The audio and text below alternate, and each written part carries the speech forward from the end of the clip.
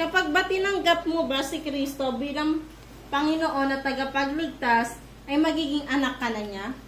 Oo, sure yun, Natoy.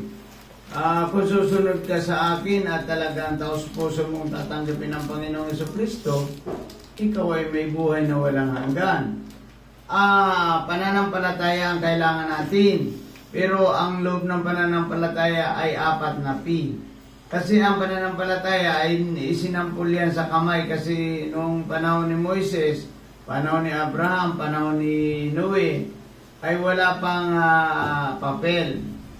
Kaya inilagay ng Diyos ang pananampalataya sa kamay.